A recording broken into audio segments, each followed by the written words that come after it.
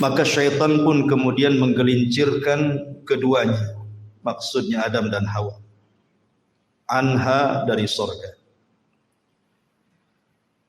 Fa akhrajahuma, maka Allah Subhanahu wa taala mengeluarkan keduanya mimma kana fi, dari apa-apa yang ada di dalam surga tersebut. Wa qulna ihbitu, dan kami katakan turunlah kalian, maksudnya Adam, Hawa dan Iblis. Ba'dukum li ba'din adu, sebagian kalian akan menjadi musuh bagi yang lainnya. Walakum fil ardi mustaqarrun wa mata'un ilahi, dan bagi kalian di bumi sebagai tempat tinggal kalian, dan kami berikan kenikmatan sampai batas waktu yang ditentukan. Fatalaqqa Adamu min rabbih kalimatin, maka Adam pun kemudian diajarkan dari Rabbnya beberapa kalimat, maksudnya kalimat tobat. Fataba alaihi, maka Allah pun mengijabah tobatnya. Innahu huwat tawwabur rahim, Dia zat yang maha penerima tobat dan maha kasih sayang. Qulna ihbitu minha jami'an, kami katakan turunlah kalian semuanya, maksudnya Iblis, Adam dan Hawa.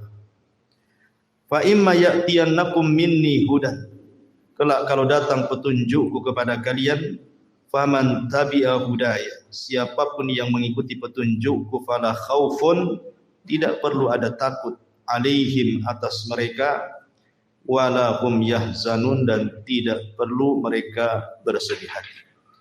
Baik. Ma'asyiral muslimin yang dimuliakan Allah Subhanahu wa taala.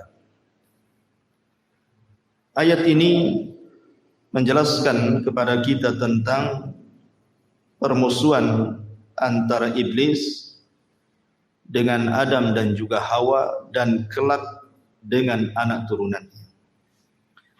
Maka malam ini kita akan fokuskan bicara tentang alam asyayatin.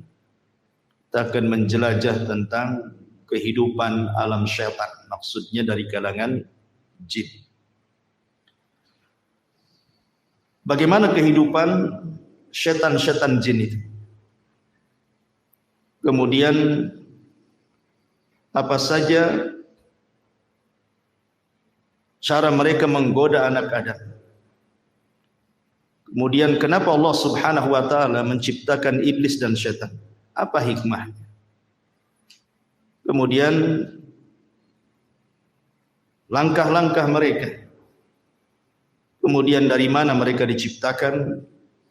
Bagaimana kehidupan mereka? Apakah mereka sama dengan manusia? Dan begitu seterusnya, nanti kita akan ulas tentang seputar kehidupan alam jin dan juga syaitan. Ma'asyiral muslimin yang dimuliakan Allah Subhanahu wa taala. Pertama, kita harus meyakini tentang wujudul jin. Jin itu ada. Kenapa saya membahas soal jin dan syaitan? Karena iblis itu bagian daripada jin.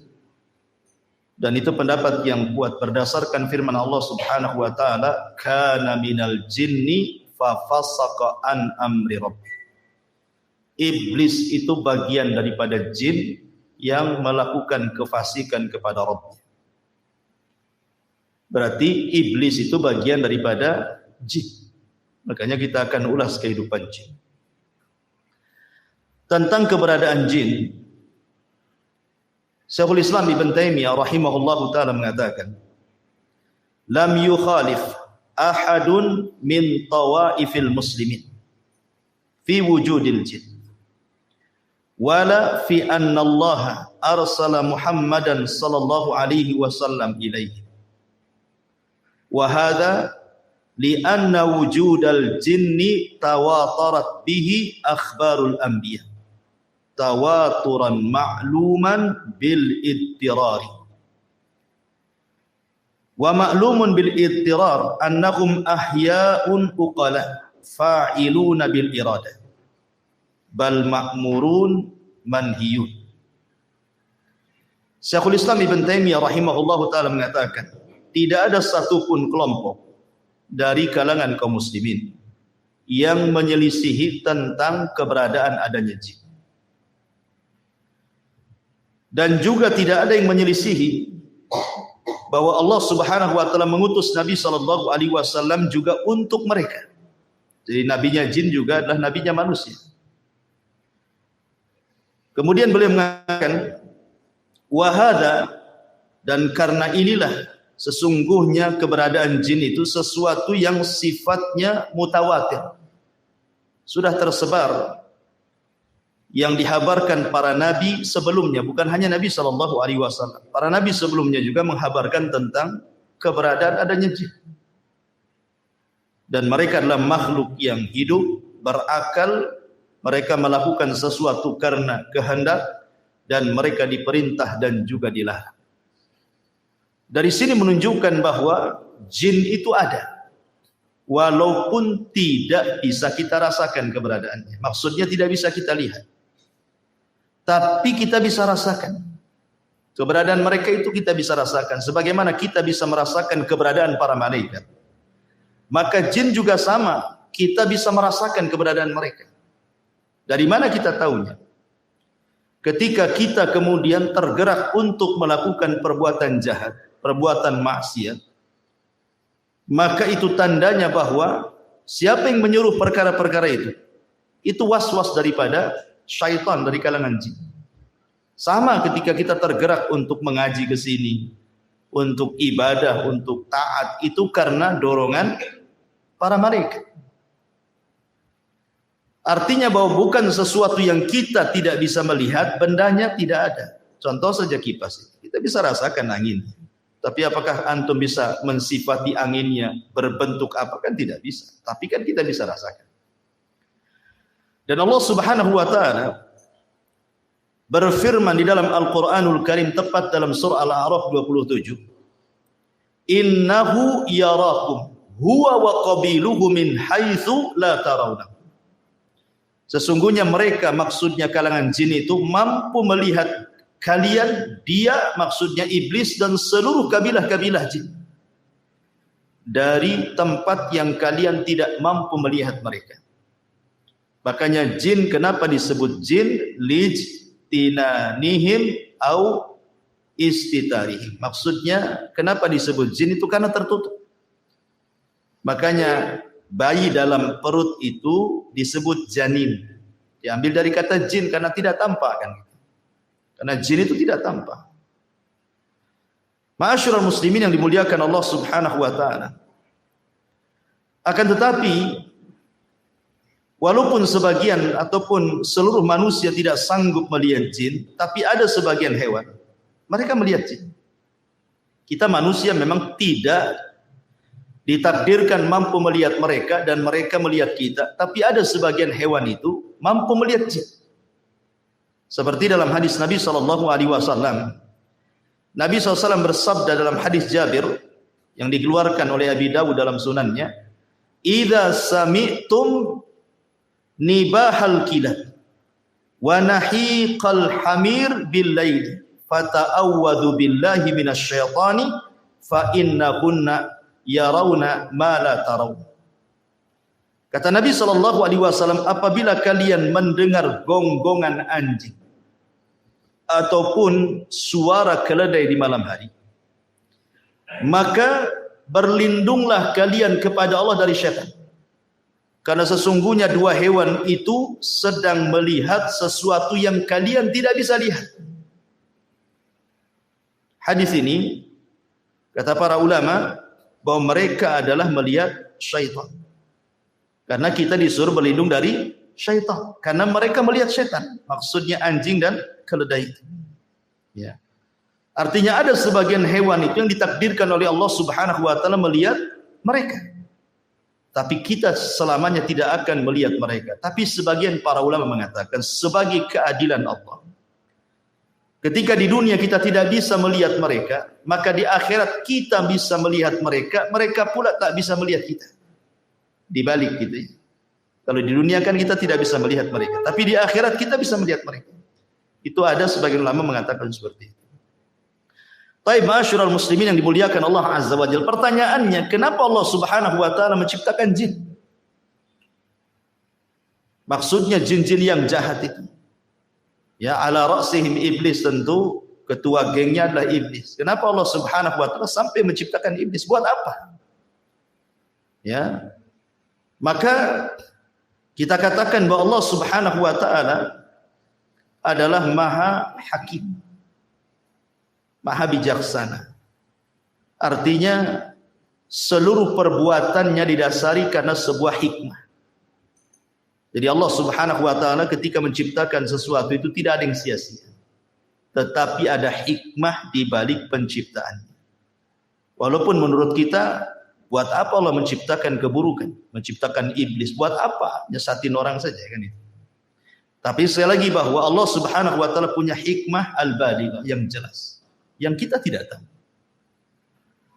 Tapi yang jelas bahwa syaitan diciptakan oleh Allah Subhanahu wa taala, iblis dan keturunannya atau kabilah-kabilahnya jin-jin yang jahat itu diciptakan oleh Allah Subhanahu wa taala, memang ditakdirkan untuk menyesatkan umat manusia.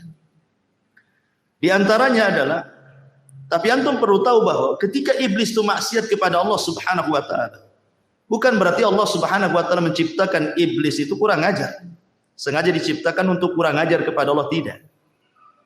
Kenapa demikian? Karena iblis itu punya ikhtiar sama dengan manusia. Dia punya kehendak sama dengan manusia, bisa membedakan mana hak mana batil. Tetapi dia malah memilih kesesatan dan meninggalkan petunjuk. Dari mana kita tahu?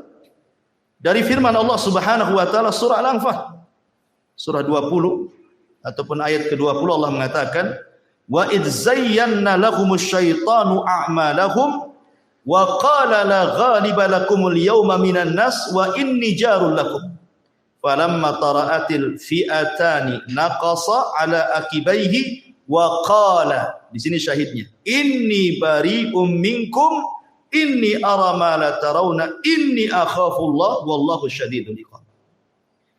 Dan ketika syaitan menghiasi kepada mereka orang-orang kafir jahiliyah itu tentang amal-amal mereka, maksudnya syaitan itu mengkompori, menjadi provokator supaya orang-orang kafir Quraisy itu berperang melawan Nabi. Kemudian syaitan menjanjikan, la ghaliba lakumul yaum, kalian tidak mungkin kalah dalam peperangan ini, kalian pasti menang. Ya. Wa inni jarul lakum, tenang, aku tolong kalian. Karena ketika itu iblis menjelma seseorang yang sudah tua, Syekhun Najd, ikut dalam rapat itu. Ya. Kemudian dia memberikan janji kepada orang-orang kafir Quraisy akan menolong dengan membawa pasukan kan gitu. Ketika betul-betul dua pasukan itu sudah berjumpa, pasukan orang-orang Quraisy dan juga pasukan Nabi dan para sahabatnya, nampak akan kalah ke orang-orang Quraisy. Ketika nampak akan kalah, apa yang terjadi? Kabur iblis. Kemudian mengatakan, inni bari'um minkum, aku berlepas diri dari kalian. Inni ara ma la tarun, aku tahu apa yang kalian tidak tahu. Inni akhafullah, aku takut kepada Allah. Iblis saja takut kepada Allah kan gitu. Kenapa demikian? Wallahu syadidul iqab, karena dia tahu Allah itu kalau mengadab pasti dengan adab yang keras. Iblis tahu. Artinya tersesatnya iblis itu bukan karena Allah menciptakan iblis untuk sesat, tidak. Sesatnya iblis itu karena kehendak dia. Sama dengan manusia kan. Manusia sesat itu karena kehendaknya. Karena Allah Subhanahu wa taala sudah membuat dua jalan kan. Wa hadainahun najdain. Kami jadikan dua jalan, ini jalan ke surga, ini jalan ke neraka. Iblis pula milih jalan ke neraka. Berarti bukan karena kehendak Allah. Bukan Allah sengaja menciptakan iblis untuk sesat gitu ya. Jadi kesesatan iblis itu karena ikhtiar dia. Ya. Ma'asyiral muslimin yang dimuliakan Allah Subhanahu wa taala. Dan di antara hikmahnya yang disebutkan para ulama. Kenapa Allah Subhanahu wa taala menciptakan iblis, jin, syaitan dan yang semacamnya? Pertama, idharu qudratillahi azza wa jalla. Allah ingin menampakkan kuasanya. Allah ingin menampakkan kekuasaannya kepada makhluknya. Di mana Allah Subhanahu wa taala sanggup menciptakan malaikat dari cahaya. Allah sanggup menciptakan Adam dari tanah, dan Allah pun sanggup menciptakan jin, syaitan dari api. Artinya ini kekuasaan Allah. Allah hendak menampakkan kekuasaannya bahwa Allah bisa menciptakan sekehendaknya yang tidak bisa dilakukan siapapun. Kemudian yang kedua, al-fitnatu lil bashar. Di antara hikmahnya adalah memang Allah ciptakan jin dan atas kehendaknya kemudian dia tersesat, Allah sengaja untuk menjadikan fitnah bagi manusia. Karena dengan adanya syaitan dan dia menjadi fitnah bagi manusia, maka disinilah nampak Allah subhanahu wa ta'ala hendak menguji mereka. Apakah manusia itu jujur? Apakah mereka tidak jujur dalam keimanan? Maka harus diuji kan. Kalau tidak ada mengujinya, tidak ada syaitan, tidak ada iblis, maka tidak ada pembeda antara yang baik dengan yang buruk artinya. Dan buat apa juga Allah menciptakan neraka dan surga kalau begitu? Sehingga memang tujuannya adalah untuk memfitnah manusia. Dan itu bisa kita lihat di dalam surah An-Nisa ayat 116 dan 117. Di mana Allah mengatakan, mengambil ucapan iblis, apa kata iblis? La takhidanna min ibadika nasiban mafruḍa wa la udhillannahum wa la umanniyannahum wa la amurannahum fala yubattikunna adhanal an'am wa la amurannahum fala yughayyiranna khalqallah wa man yattakhidhish syaitana waliyan min dunillah faqad khasira khusranan mubina. Dan syaitan mengatakan, aku pasti mengambil bagian tertentu dari hamba-hambamu ya Rabb, dan pasti aku akan sesatkan mereka, dan akan kubangkitkan angan-angan kosong mereka, dan akan kusuruh mereka memotong telinga-telinga binatang ternak, lalu mereka benar-benar memotongnya. Dan aku akan suruh mereka mengubah ciptaan Allah, lalu mereka pun benar-benar mengubahnya. Barang siapa yang menjadikan setan sebagai pelindung selain Allah, maka sungguh dia telah menderita kerugian yang nyata. Dia di antara hikmahnya Allah Subhanahu wa taala menciptakan syaitan, iblis, atau jin yang jahat itu untuk membuat fitnah. Ya. Apa saja bentuk fitnahnya nanti akan sebutkan. Kemudian yang ketiga, tahqiqus sifatil ilahiyah, untuk mewujudkan sifat ketuhanan, di mana di antara nama dan sifat Allah Subhanahu wa taala adalah Al-Ghafur. Allah itu zat yang maha pengampun. Karena di antara sifat Allah Subhanahu wa taala adalah Al-Ghafur, tentu sifat ini bukan hanya sekedar melekat kepada Allah saja, tapi juga harus ada kenyataan. Ya. Harus ada yang berbuat salah kemudian bertobat. Maka terjadilah sifat Allah atau nama Allah Al-Ghafur, mengampuni. Lah kalau tidak diciptakan syaitan, macam mana manusia akan salah? Ya kan? Manusia tidak akan bersalah kan gitu. Tidak ada syaitan, tidak ada yang mengganggunya. Makanya kemudian ini juga salah satu disebutkan para ulama supaya terciptanya, terwujudnya sifat Allah dan namanya yang disebut dengan Al-Ghafur. Kemudian juga yang keempat, ad-dunya daru ikhtibaril insan, bahwa dunia ini memang tempat ujian bagi manusia. Jadi Allah Subhanahu wa taala menciptakan manusia, kemudian menempatkan manusia di bumi, kemudian menjadikan mereka khalifah di bumi. Akhirnya Allah Subhanahu wa taala berikan nikmat yang banyak kepada manusia, yang kalau kita hitung nikmatnya itu tidak mungkin kita hitung. Wa in ta'uddu nikmatallahi la tuhsuha. Kalau engkau hendak menghitung nikmat Allah, tidak mungkin kehitung, saking banyaknya kan gitu. Maka karena Allah Subhanahu wa taala sudah memberikan banyak nikmat kepada manusia, menyenangkan manusia, memudahkan hidup manusia, maka Allah Subhanahu wa taala jadikan dunia ini darul ikhtibar. Allah akan memberikan ujian kepada mereka. Siapa yang taat, siapa yang bermaksiat kan itu. Maka karena dunia ini tempat ujian, harus ada yang bermaksiat, harus ada yang taat, harus ada yang berbuat baik, harus ada yang melakukan perbuatan dosa. Lah salah satunya adalah yang menyebabkan manusia itu melakukan keburukan adalah karena was-was daripada syaitan. Ya. Maka akhirnya kemudian ada yang tergoda syaitan, akhirnya tidak sanggup memegang ujian Allah. Bermaksiatlah dia kepada Allah Azza wa Jalla. Ini juga di antara hikmahnya. Kemudian juga di antara hikmahnya adalah untuk supaya menjadi pelajaran kepada para malaikat, menjadi pelajaran kepada orang-orang yang beriman, baik dari kalangan para nabi ataupun para pengikut orang-orang yang beriman, bahwa hati-hati jangan melakukan dosa.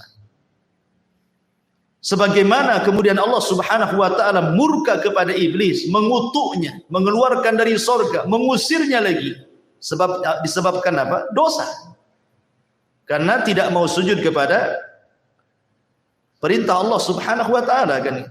Ketika Allah mengatakan usjudu li Adam fasajadu illa iblis, gitu ya. Ketika Allah mengatakan sujudlah kalian kepada Adam, semua malaikat sujud kecuali iblis.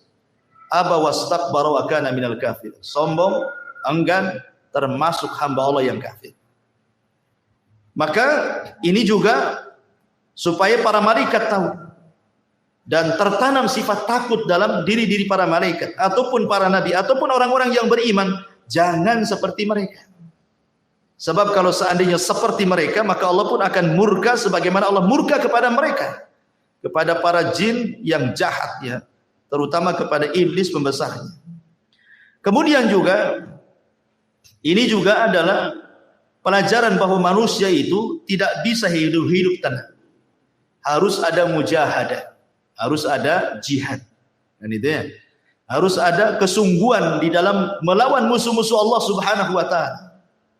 Maka di antara hikmahnya juga supaya manusia tidak hidup leha-leha, malas-malas, tetapi kemudian didorong untuk sungguh-sungguh dalam hidup, beristihad, kemudian mujahadah sungguh-sungguh melawan musuh-musuh Allah Subhanahu wa taala dari kalangan syaitan.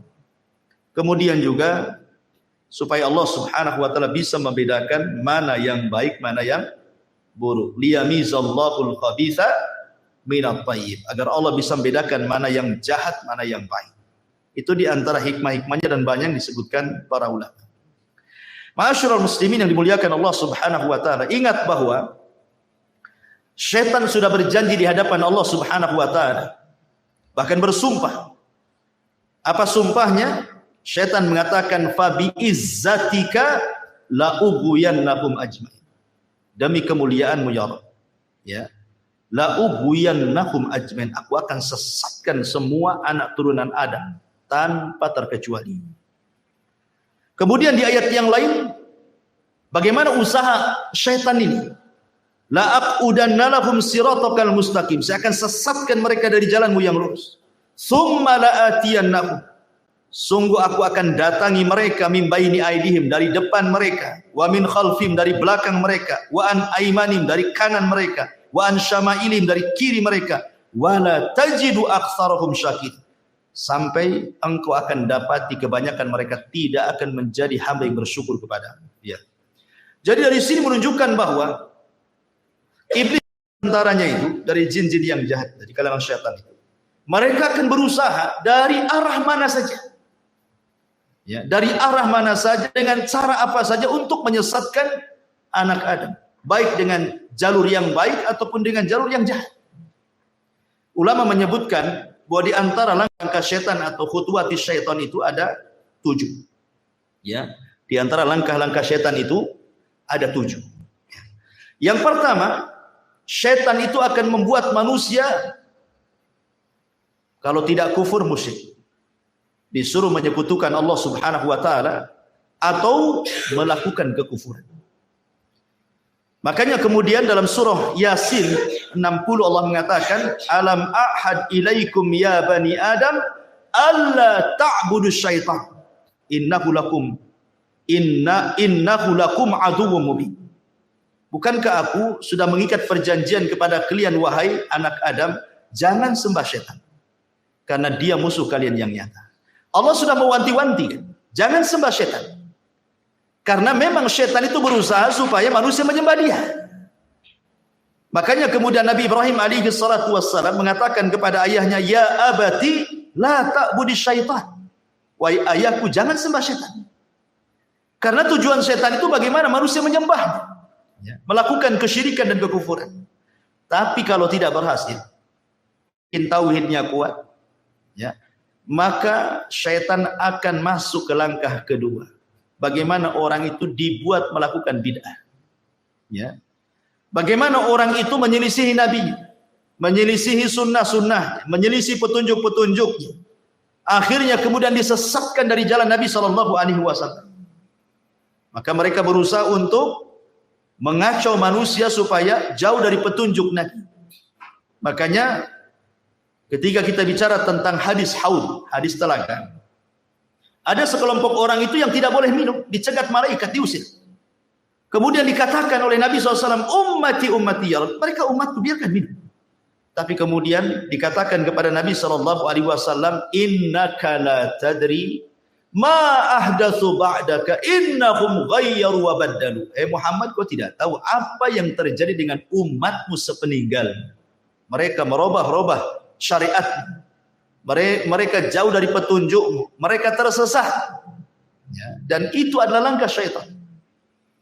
Kalau tidak bisa antum melakukan itu, karena mungkin antum kuat tamasuk dengan sunnah, memegang sunnah Nabi SAW, turun ke tingkatan ketiga. Antum dibuat melakukan dosa besar. Antum dibuat melakukan dosa besar.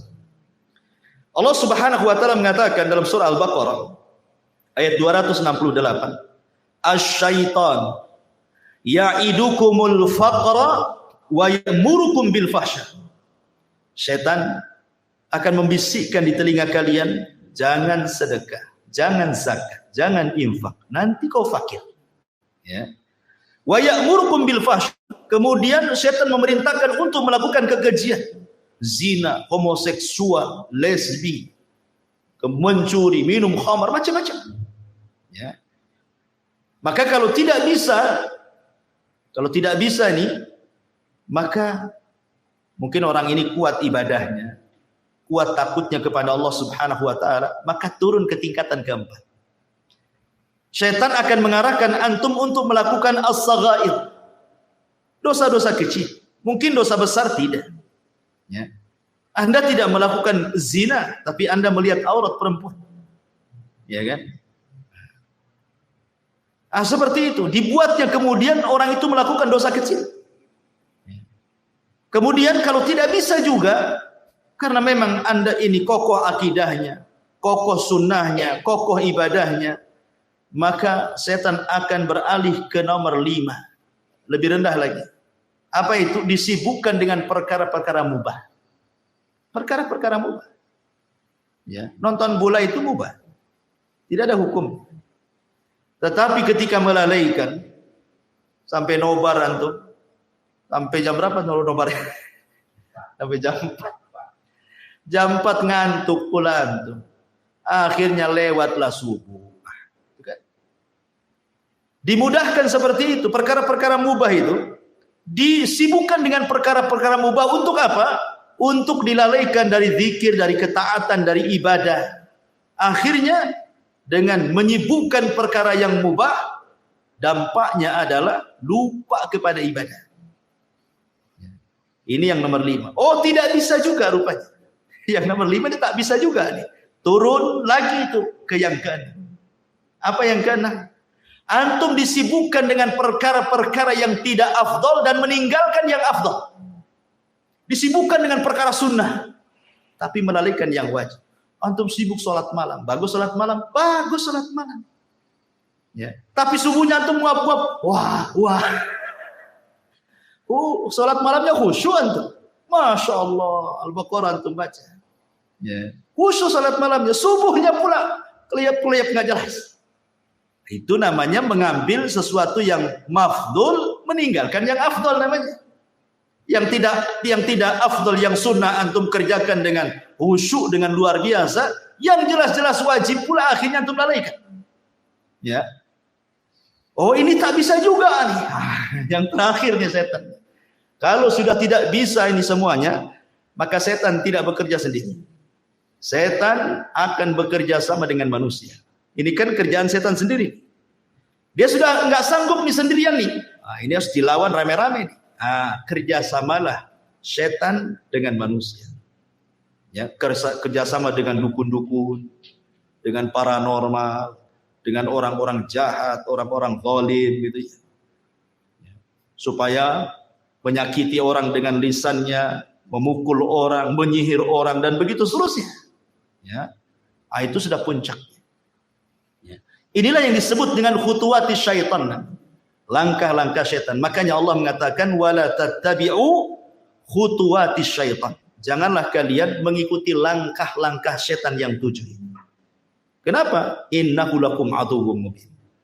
Karena dia adalah musuhmu yang nyata. Karena syaitan ini cerdas, ikhwan. Terkadang dia masuk ke makanan. Ya kan? Masuk ke makanan dia supaya manusia perkara-perkara ibadah susah dimasukkan. Masuk soal makanan. Kita tahu bahwa makanan itulah yang menumbuhkan daging manusia. Yang mempengaruhi manusia itu makanan dan minuman. Maka setan berusaha bagaimana kemudian orang ini memasukkan makanan yang haram, minuman yang haram. Entah zatnya haram atau cara mengambilnya dengan cara haram. Supaya kalau nanti dia berdoa tidak mustajab lagi doanya. Sebagaimana hadis Nabi SAW ketika menyebutkan dzakara ar-rajul yutilus safar asy'atha aghbar yamuddu yadayhi faqala ya rabbi, kata Rasulullah, mat'amu haramun wa mashrabu haramun wa malbasu haramun wa ghadiya bil haram kaifa yustajabul, kata Rasul. Ada orang yang berdoa tinggi-tinggi memelas ya Rabb, ya Rabb. Dia sudah miskin, dia musafir, dia mengangkat kedua tangannya. Itu 4 perkara yang jelas-jelas mustajab doa. Mustajab doa itu 1, musafir. Musafir itu mustajab doanya. Ya, makanya kalau ada musafir datang ke rumah antum, tamu dari jauh gitu ya, minta doanya, mustajab tuh doanya. Ya. Kemudian yang kedua, fakir, miskin. Orang miskin itu mustajab doanya karena kalau berdoa ikhlas orang miskin itu. Kemudian mengangkat kedua tangan.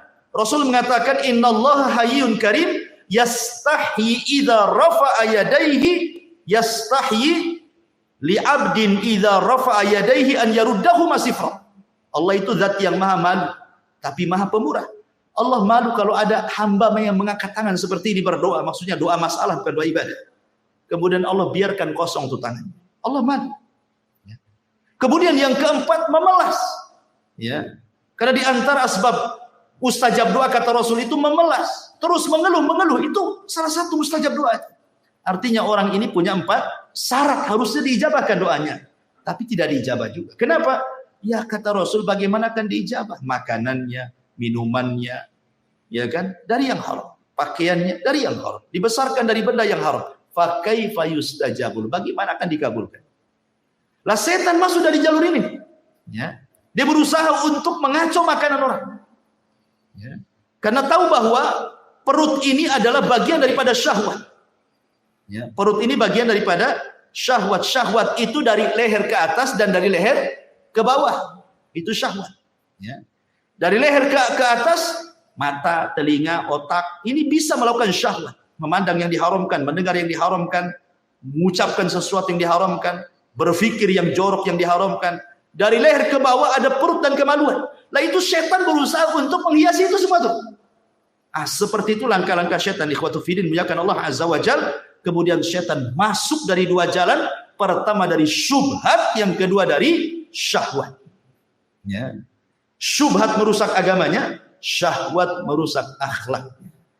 Kalau sudah masuk 2 jalur itu, rusak semuanya manusia itu. Agamanya rusak, akhlaknya rusak. Apa yang dikehendaki manusia itu? Ya.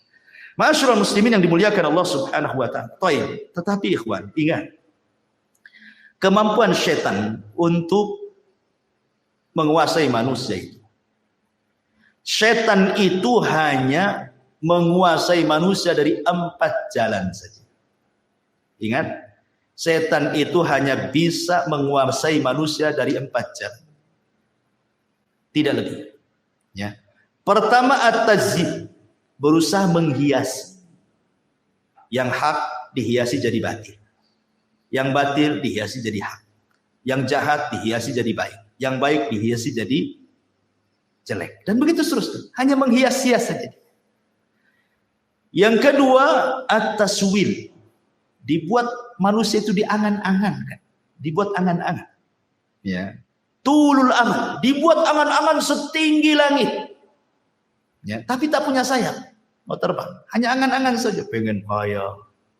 Ya, pengen ini, pengen itu. Pokoknya dibuat angan-angan sama setan. Ya. Kemudian yang ketiga al-waswas, dibuat waswas. Ya, kehidupannya di-waswas. Kemudian yang keempat an-nazbu, digoda, dirayu. Inilah setan, kemampuan kepada manusia cuman ini saja. Tetapi hebatnya walaupun dengan 4 ini, betapa banyak, berapa juta manusia disesatkan oleh setan. Ya, ingat, setan itu tidak bisa maksa manusia, tidak. Kamu jangan sholat, tidak bisa. Setan nggak akan bisa memaksa orang. Ya, setan itu tidak mungkin memaksa orang. Setan itu hanya mampu untuk 4 perkara saja. Dia tidak bisa menyakiti orang. Tidak bisa. Jadi menyesatkan Bani Adam itu cuma dari 4 ini saja. Tapi dengan 4 perkara ini, subhanallah, jutaan manusia tersesatkan. Hebatnya setan. Mana dalilnya? Pertama, surah Al-A'raf ayat 200. Allah mengatakan, wa imma yanzaghannaka minasyaitani nazghun fasta'idz billah innahu sami'un 'alim. Dan jika setan datang menggodamu. Ini pertama menggoda nih. Ya, gimana lah orang menggoda? Kan antum tahu menggoda istri antum kan antum tahu. Ya, istri goda antum pengen uang kan tahulah, paham. Itulah arti menggoda. Ya. Lah setan tuh goda kita juga gitu. Maksiat, jangan tidur, maksiat sana. Kan digoda-goda kan? Ya. Enak loh maksiat itu. Ya. Masyarul muslimin yang dimuliakan Allah Azza wa Jalla. Kemudian Allah mengatakan, jika setan datang menggodamu, maka berlindunglah kepada Allah, sungguh Dia Maha mendengar lagi Maha mengetahui. Ini yang pertama. Yang kedua, Allah mengatakan dalam surah Al-Anfal ayat 48. Ya. Allah mengatakan, wa idz zayyana lahumus syaitan. Ingatlah ketika setan menjadikan terasa indah bagi mereka perbuatan dosa. Jadi tugas setan mengindah-indahkan saja. Ya kan? Mengindah-indahkan bagaimana perkara dosa itu jadi baik gitu. Perkara jahat itu seolah-olah taat, perkara buruk itu seolah-olah indah gitu. Ya. Ini yang kedua. Yang ketiga disebutkan dalam surah An-Nas ayat 5. Antum hafal semua, alladzi waswisu fi sudurin nas. Dialah yang memberikan was-was, dorongan-dorongan, bisikan-bisikan. Ya. Kemudian yang terakhir dalam surah Muhammad ayat 25. Allah mengatakan, innal ladzina irtaddu ala adbarihim min ba'di ma tabayyana lahumul huda asyaitanu sawwala lahum wa amla lahum. Apa katanya? Sesungguhnya orang-orang yang berbalik kepada kekafiran setelah petunjuk itu jelas bagi mereka, setanlah yang telah merayu mereka dan memanjangkan angan-angan mereka. Ya, jadi setan itu saya ulangi dari 4 cara tuh menyesatkan orang itu. Pertama menghiasi, yang kedua membuat angan-angan, yang ketiga membuat was-was, yang ketiga menggoda-goda. Tapi dengan 4 cara ini betapa banyak kemudian kemaksiatan yang terjadi. Pembunuhan, perzinahan, minum khamr, ya kan, kejahatan, penghinaan, cacian, makian, merendahkan, ghibah, namimah, macam-macam dosa keluar tuh. Ya kan?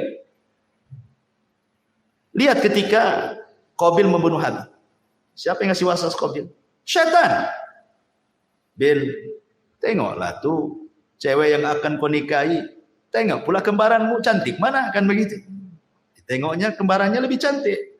Tengok kembaran Habil kok tak cantik. Tak mau saya. Kan gitu ya. Dia digoda. Coba bayangkan. Akhirnya berakhir apa? Dibunuh pula si Habil. Hanya gara-gara godaan bisa bunuh orang. Hanya gara-gara godaan bisa bunuh orang. Ingat kisah Abid Bani Israel yang dititipi seorang wanita. Ya, awalnya baik-baik saja, tapi naruh makanan di depan pintu, setan datang. Kok ini ulama Bani Israel? Tak sopan kau naruh makanan di depan pintu. Ketuklah pintunya, ucapkan salam. Nanti mati kau tak tahu katanya. Akhirnya ngetuk pintu. Selama itu dia tidak pernah mendengar suara perempuan. Ketika assalamualaikum, dia jawab waalaikumsalam. Setan masuk. Oh, indah juga itu suaranya. Baru suaranya. Kadang-kadang suara itu menipu. Dulu belum ada televisi, masih pakai radio. Antum dengar suara perempuan siaran di radio itu, kayaknya indah suara, cantik. Padahal orang hitam. Ya, jelek kan? Kadang-kadang orang kan terpengaruh dengan suara kan? Iya kan? Mulailah dia. Setan datang lagi. Tak sopan lah. Hanya naruh ngetuk pintu. Tanyalah kebutuhannya. Mungkin dia butuh apa-apa. Dia tanya. Ya. Akhirnya ditanya. Bagaimana kondisimu? Baik. Apa butuhmu? Ini. Lama-lama kata setan. Tak bagus juga. Dia sudah lama ditinggalkan saudaranya. Dia pun perlu ngobrol. Boring. Stres katanya. Akhirnya ngobrol. Zina. Hamil. Setelah hamil apa? Setan ngomong. Nanti kalau saudaranya datang dari jihad. Tahu kau yang menghamilinya. Kau akan dibunuh. Kalau kau ingin selamat, bunuh bayinya. Hilangkan barang buktinya. Nah, mulai membunuh. Ya. Sudah dibunuh bayinya, datang pula setan. Apa wanita itu tidak akan cerita sama saudaranya? Pasti cerita juga. Tuh. Sebaiknya kau bunuh juga. Daripada kau dibunuh, dibunuh semuanya. Habis sebenarnya. Sampai di sini tidak juga. Akhirnya saudaranya datang dari jihad. Nanya adiknya. Kata setan, berdusta saja. Ya. Bilang saja pergi, entah kemana.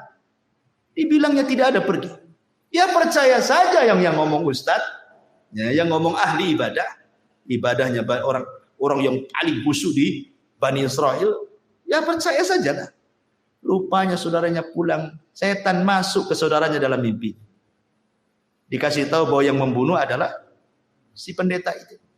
Oh marah saudaranya. Berangkat dia. Sebelum datang setan pula datang ke pendetanya. Itu saudaranya sudah datang bawa pedang tuh. Membunuh kamu. Kau ingin selamat? Gampang. Sujud sama aku. Katanya. Sujud dia. Datang saudara ditebas kepalanya. Lagi sujud sama setan mati dia. Subhanallah. Tuh. Bayangkan kan. Khutuwatus syaitan. Ya. Macam-macam dosa dilakukan dia. Sampai ke tingkat kufur menyembah setan. Begitulah setan menggoda anak Adam, ma'asyiral muslimin yang dimuliakan Allah Azza wa Jalla. Dari sini kita harus mengenal. Setelah kita tahu langkah-langkahnya, maka kita harus tahu juga waktu-waktu setan. Kemudian tempat-tempat setan. Harus mengenal bagaimana setan bermuamalah dengan manusia. Kita harus kenal supaya kita bisa menjauhinya. Adapun waktu-waktu setan pernah saya jelaskan bahwa waktu setan itu ada 3. Pertama, mendekati waktu maghrib. Nabi SAW bersabda dalam sebuah hadis bahwa apabila datang menjelang maghrib, istajnahal lailu, au kana janhul laili, fakuffu sibyanakum fa inna syaitan tantashiru hina idin. Kata Rasul, apabila mendekati waktu maghrib, ya, menjelang terbenamnya matahari, kata Nabi SAW, tahan anak-anak kalian, jangan main di luar rumah, masukkan ke rumah, kunci jendela, kunci pintu. Itu setan lagi menyebar di mana-mana. Ya, setan lagi banyak di mana-mana. Kenapa? Dikhawatirkan setan akan masuk ke anak-anak kita. Ya, bisa saja kemudian kesurupan dan begitu seterusnya kan itu. Makanya waktu ini jangan sampai kemudian mengeluarkan anak-anaknya. Ini namanya waktu setan. Ini satu. Yang kedua, waktu setan itu ba'da isya sampai sepertiga malam, panjang waktunya. Ba'da isya sampai sepertiga malam akhir. Ini waktu setan. Makanya Nabi SAW yaqra'un nauma qablaha wal hadits ba'daha. Rasul memakruhkan tidur setelah maghrib. Nggak boleh tidur setelah maghrib itu karena ke isya cepat. Ya, nanti bablas maghribnya kan, apa isyanya ya. Kemudian Rasul memakruhkan bicara setelah isya, kecuali ada manfaatnya, entah manfaat dunia atau manfaat akhirat seperti ngaji seperti itu. Tapi kalau tidak ada manfaat dunia dan akhirat, apa sih manfaatnya? hanya ngobrol nongkrong gitu tidak jelas gitu ya. Maka setan akan talau bermain-main tuh dengan orang. Dibuatnya orang kuliner malam-malam, berangkat jam 8, pulang jam 12, sampai jam 12 tidak langsung tidur juga. Baru tidur ketika malaikat turun pulang pun tidur. Karena sepertiga malam akhir. Jadi orang itu dilalaikan jangan sampai bangun di sepertiga malam akhir, dan kalau bisa jangan sampai subuh bangun. Itu waktu setan. Ya. Makanya kenapa setan itu di malam hari dia sengaja bawa 3 ikatan. Kemudian datang kepada setiap orang yang tidur, diikat tengkunya 3 kali ikatan. Diikat sama setan tengku kita ini. Kemudian kalau sudah dekat-dekat subuh, maka setan akan membisikkan di telinganya, nim naumatan tawilah, tidur, tidur, malam masih panjang, padahal udah mau subuh tuh. Itu lagunya tuh, tidur, tidur, malam masih panjang katanya kan. Coba bayangkan, ya senang aja dia tidur kan. Makanya kata Nabi SAW, kalau dia terbangun, wa dzakarallah, langsung dia membaca, alhamdulillahilladzi ahyana ba'da ma amatana wa ilaihin nusyur, 1 ikatan hilang. Kalau dia berwudu, 2 ikatan hilang. Kalau dia sholat, hilanglah semua ikatan sehingga dia menjadi jiwanya baik dan menjadi nasyid, rajin. Rajin. Ya. Rajin itu artinya tidak jadi pemalas. Ya. Ini yang kedua. Yang ketiga, waktu setan itu menjelang zuhur. Kubalai zuhur. Ya sekitar jam 11. Setengah 11 sampai jam 12 lah gitu ya. Itu namanya waktu setan. Dari situlah Nabi SAW mengatakan apa? Kilu fa inna syaitana la yakin. Tidurlah siang karena setan tidak pernah tidur siang. Ya, ya bukan tidur betulan, tidur ya mungkin 10 menit jadilah, walaupun ya sleep chicken. Tidur biasa saja walaupun tak nyenyak gitu. Bahkan menurut penelitian Profesor Amerika itu, orang yang membiasakan tidur siang menjelang zuhur itu ya antara jam 11 gitu ya, tidur 10 menit jadilah, walaupun tidak tidur beneran rebahan-rebahan itu, maka akan dijauhkan dari stroke dan akan diperbaiki jantungnya, kata mereka ya. Walaupun nggak diteliti orang, kita yakin bahwa setiap perintah itu ada hikmah. Sami'na wa ata'na, selesai ya. Artinya sekali-kali gitu kita melakukan sunnah ini. Ini disebut dengan waktu-waktu setan. Ya. Ada juga waktu-waktu yang kita disuruh untuk isti'adzah. Ya. Kapan itu? Pertama, waktu marah. Ini setan masuk ke badan kita.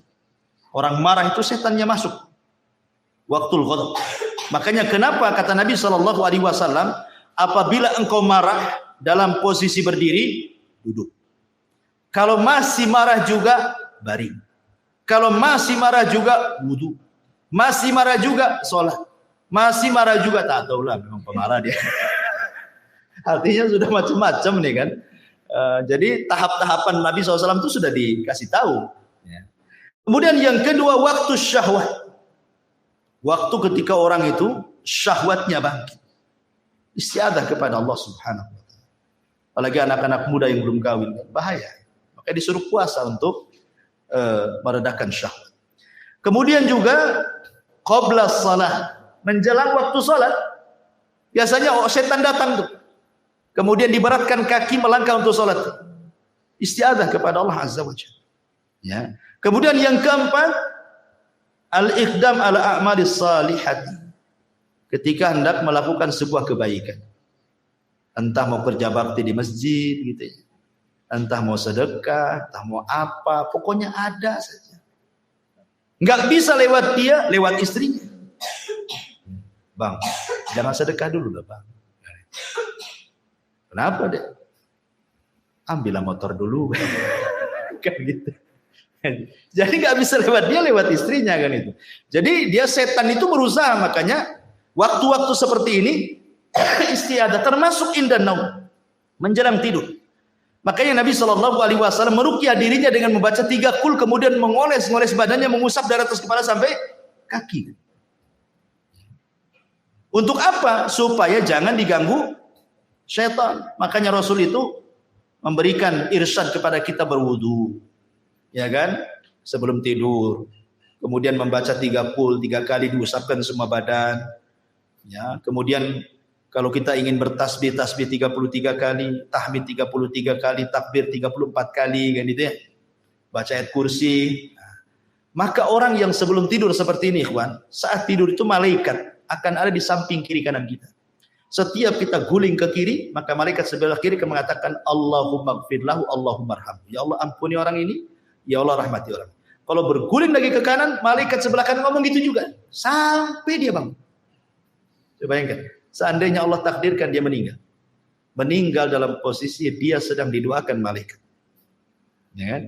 Tapi kalau nggak berdoa ya samping kirinya setan lah. Apalagi dibuat mimpi-mimpi buruk lagi mimpinya itu. Jatuh dari atas ranjang. Baik. Masyaallah muslimin yang dimuliakan Allah Azza wa Jalla. Ini juga di antara waktu-waktu kita disuruh untuk isti'adzah ya. Kemudian bagaimana setan itu masuk dalam kehidupan manusia? Kita tahu bahwa Allah Subhanahu wa taala berfirman dalam surah Al-Fatihah, Alhamdulillahi Rabbil Alamin. Segala puja dan puji hanya milik Allah, Rabb semesta alam.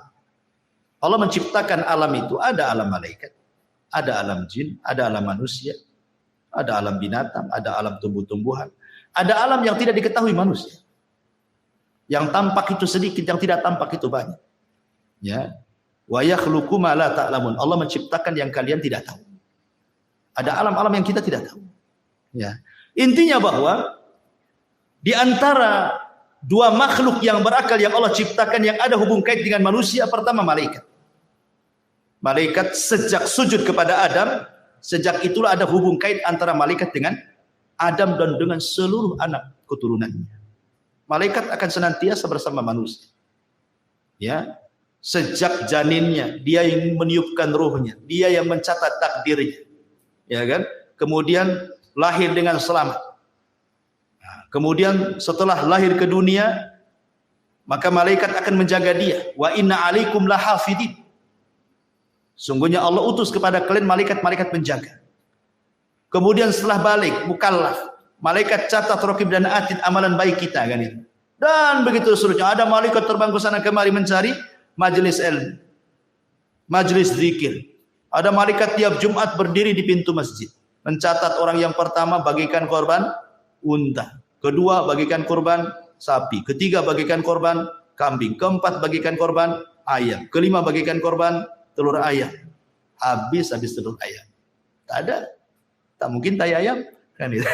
Artinya bahwa sudah, malaikat ada yang berdiri di pintu masjid setiap Jumat. Jadi malaikat itu memang ada hubung kait dengan kita semuanya.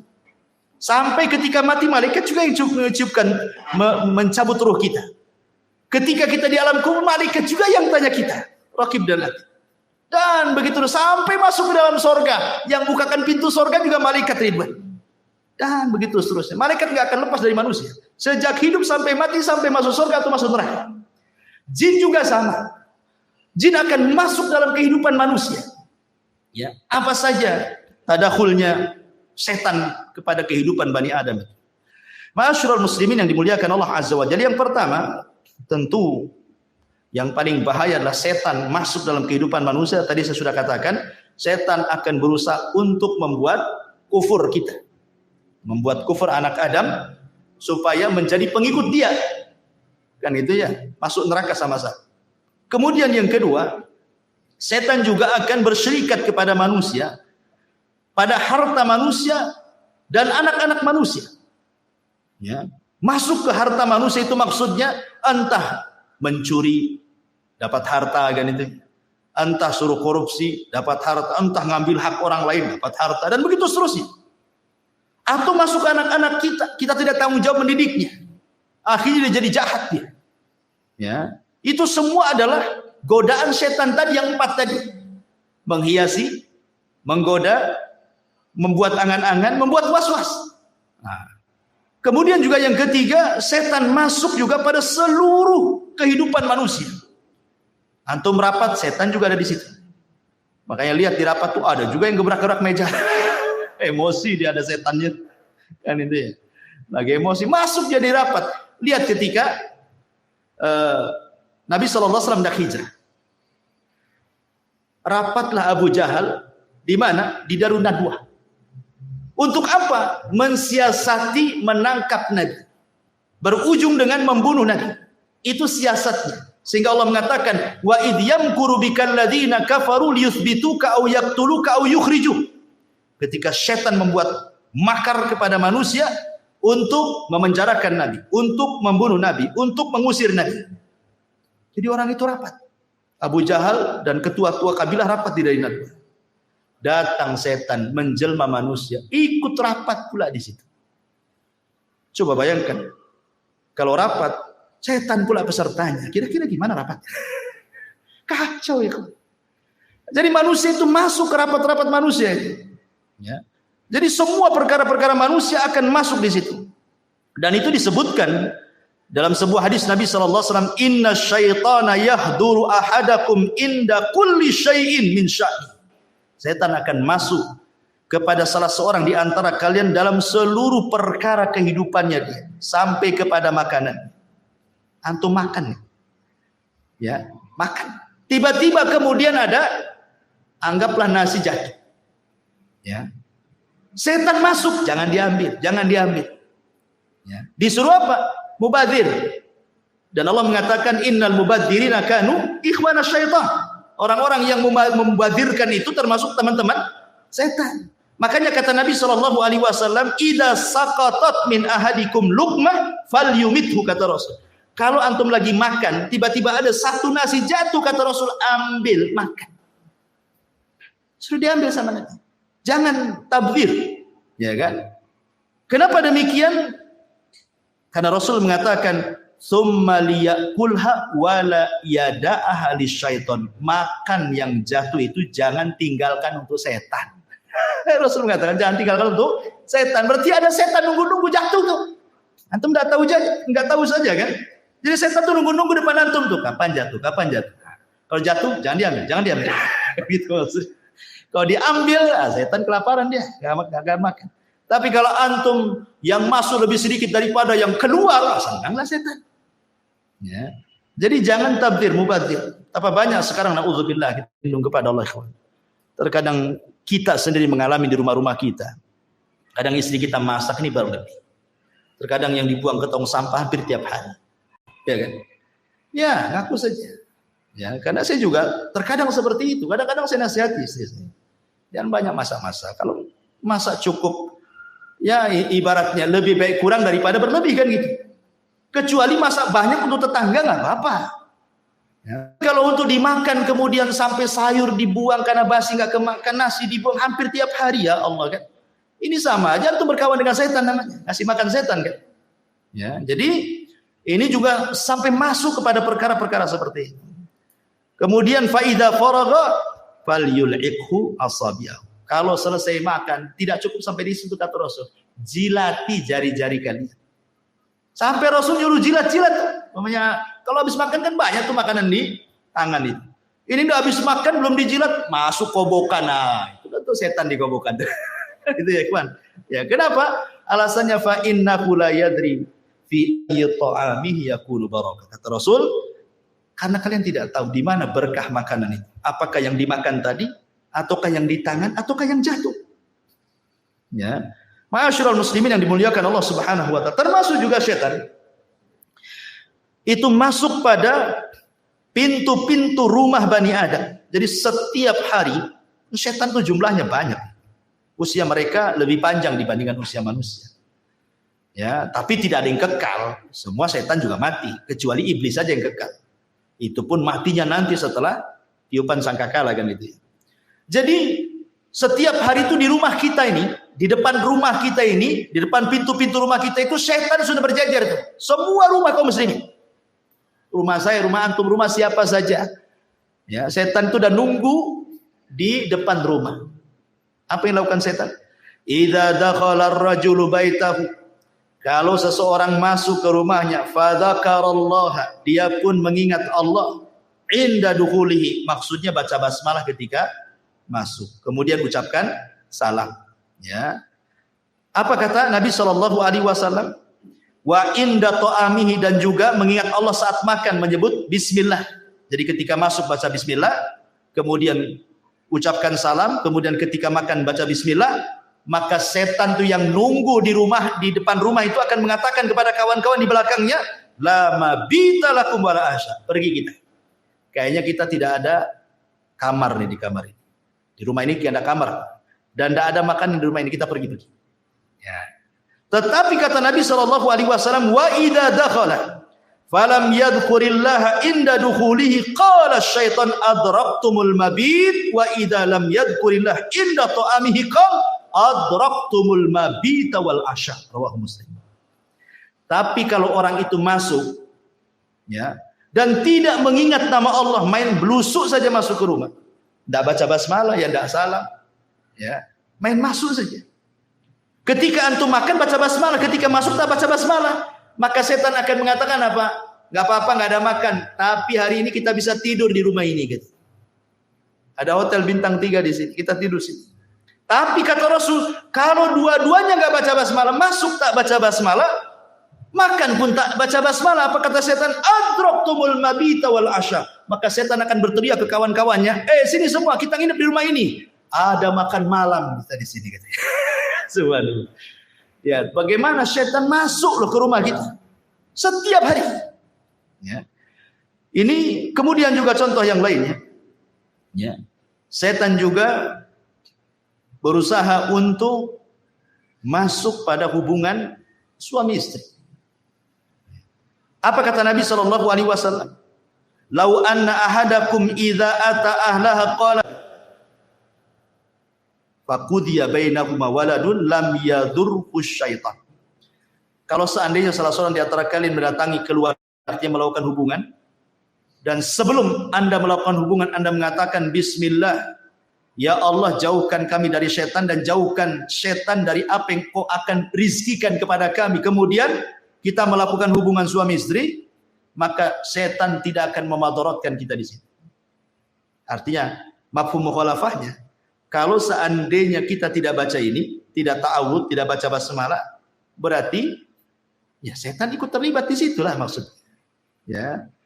Tapi bukan berarti kalau umpamanya tidak baca doa ini, kemudian punya anak, berarti separuh setan, separuh manusia. Nah, nggak ada, beda lah kan itu ya. Setan kan tercipta dari api, kita dari tanah. Ya, jadi sudah beda bahan penciptaannya. Ya. Boleh jadi mungkin sifat-sifatnya kan. Baik. Kemudian setan juga berusaha untuk yufsid 'alan nas. Berusaha untuk merusak kesehatan manusia. Kesehatan. Merusak kesehatan biar sakit orang. Ya. Ini disebutkan oleh Nabi SAW.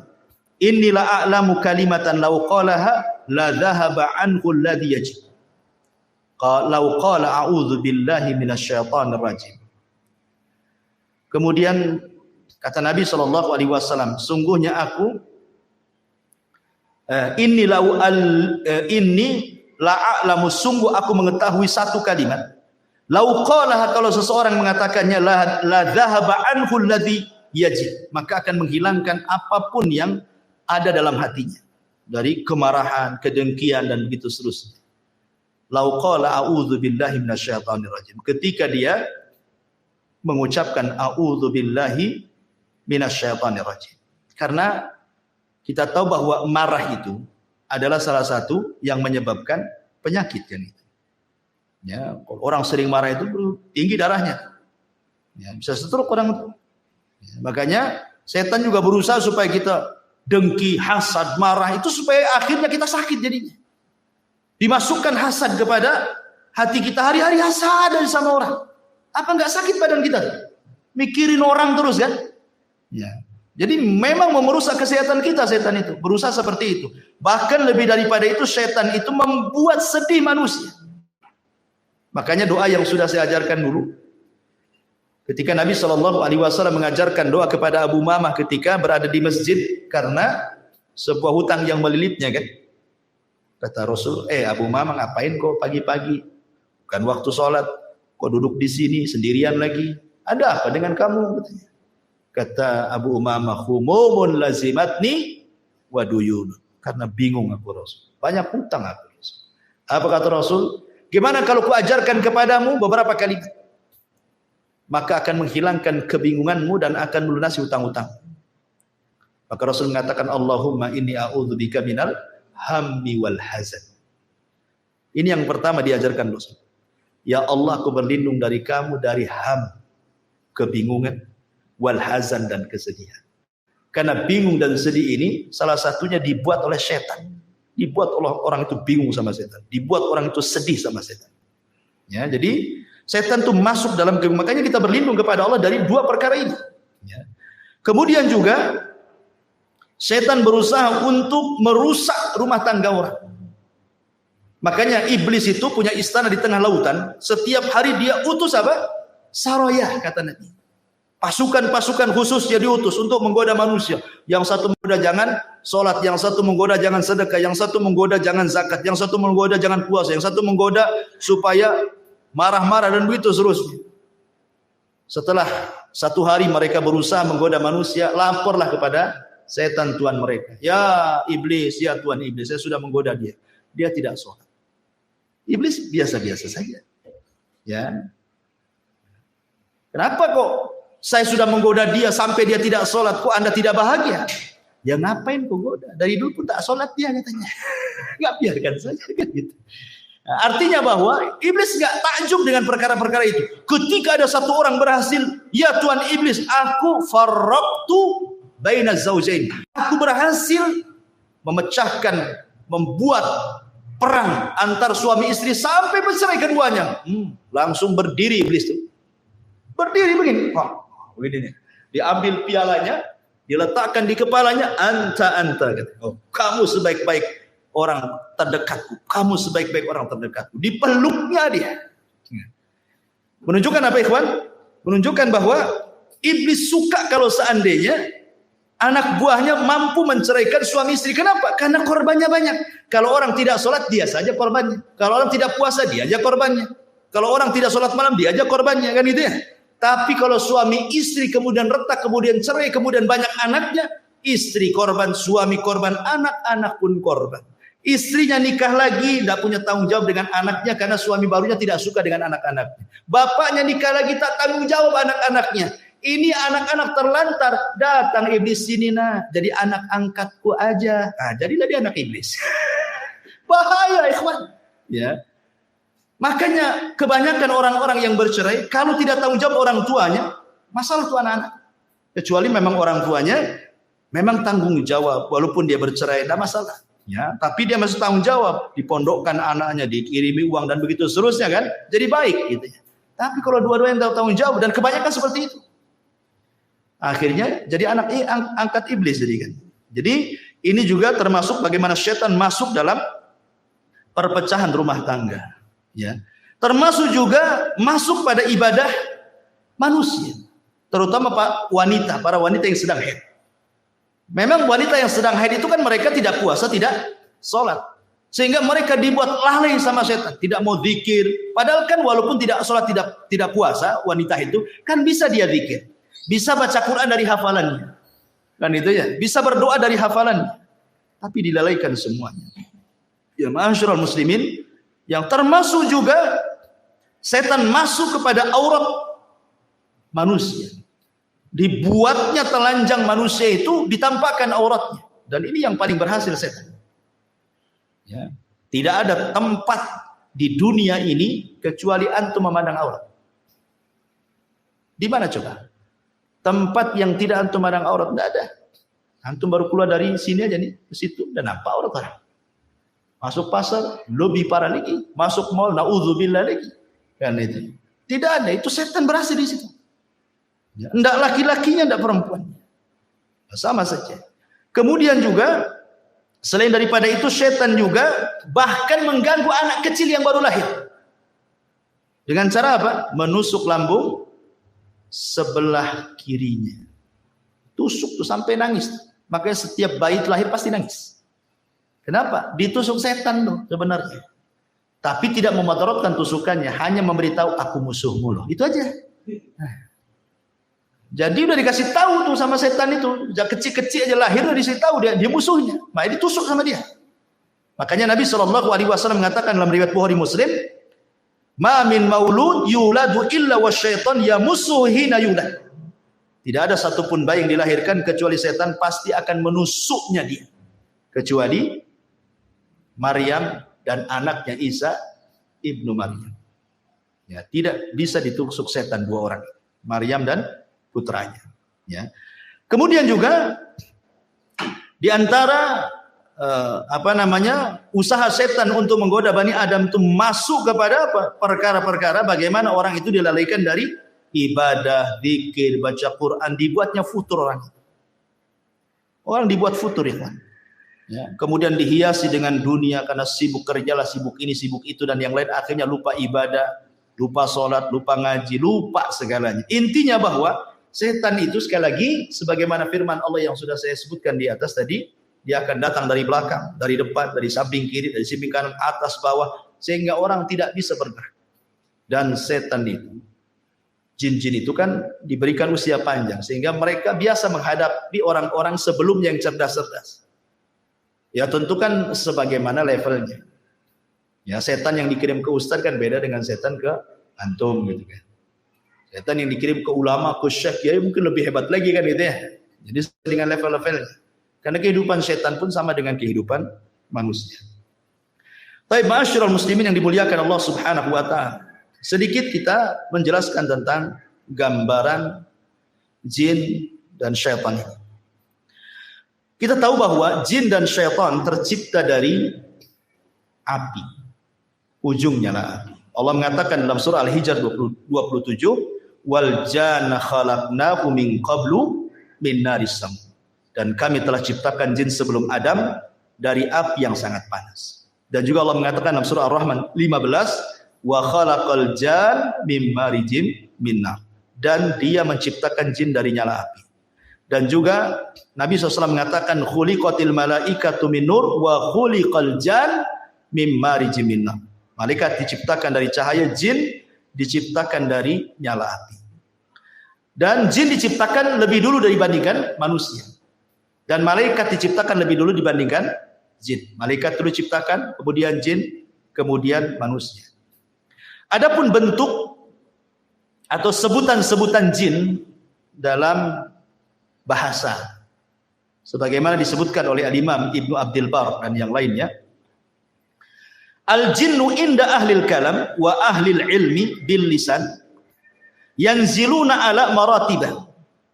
Jadi jin itu menurut ahli kalam dan para ulama bahasa, mereka membagi jin itu menjadi beberapa bagian.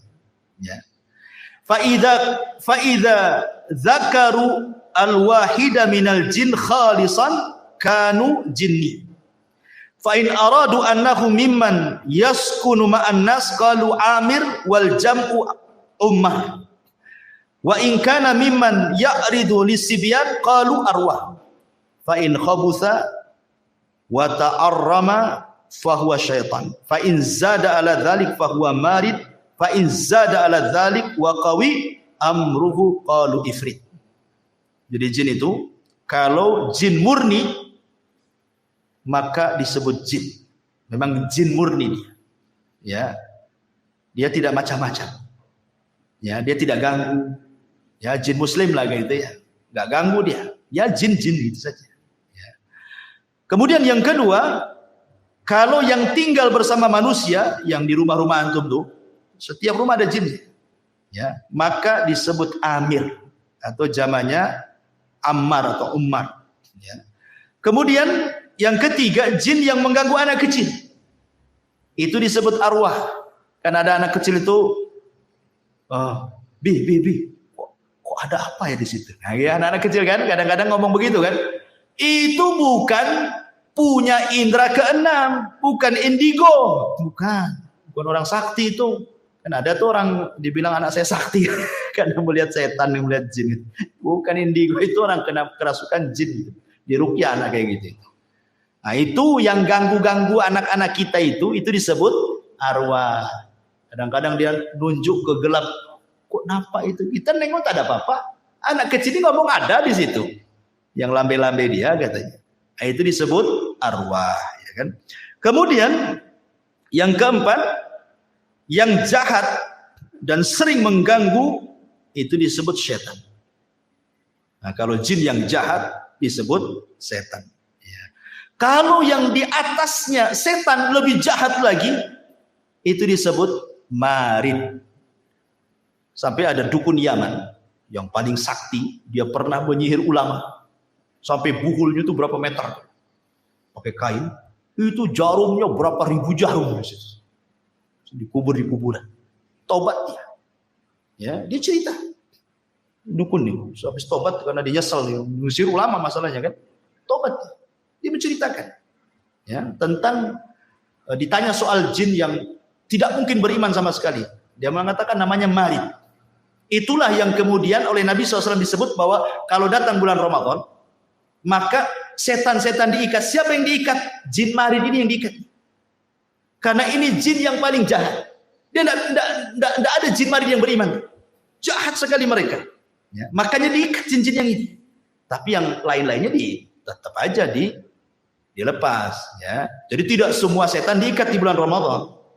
Ya, karena ada hadis yang mengatakan ketika Rasul mengatakan idza ja'akum Ramadan futihat abwabul jannah wa ghuliqat abwabun niran wa sufidatis syayatin, dan setan diikat. Di riwayat yang lain maradatus syayatin, jin yang marid itu yang diikat, yang jahat sekali. Ya, makanya di bulan Ramadan wajar masih ada juga orang yang tak puasa kan. Nah, itulah jin yang lepas tuh yang tak puasa, ya kan. Kemudian yang paling jahat lagi, di atasnya marid ada lagi dan lebih garang lagi dia. Itu disebut Ifrit. Dia kuat. Makanya di zaman Nabi Sulaiman, apa kata Ifrit? Aku bisa pindahkan istana Balkis sebelum kau berdiri, katanya. Ya kan? Saking kuatnya. Itulah bawahannya iblis. Ifrit. Dia bisa pindahkan istana Ratu Balkis sebelum Sulaiman berdiri lagi. Nah, itu istilah-istilah yang disebutkan para ulama. Kemudian juga Nabi SAW mengatakan al-jinnu salah satu asnaf. Jin itu ada 3 jenis. Ya.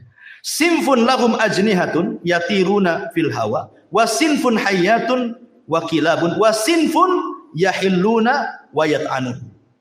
Nabi SAW mengatakan dalam riwayat Tabrani dan Al-Hakim dengan sanad yang sahih, jin itu 3 kelompok. Yang pertama jin yang bisa terbang. Jin itu bisa terbang. Makanya kenapa mereka punya maqaidu lisam'i, di atas awan mereka punya pos-pos. Mereka terbang ke awan.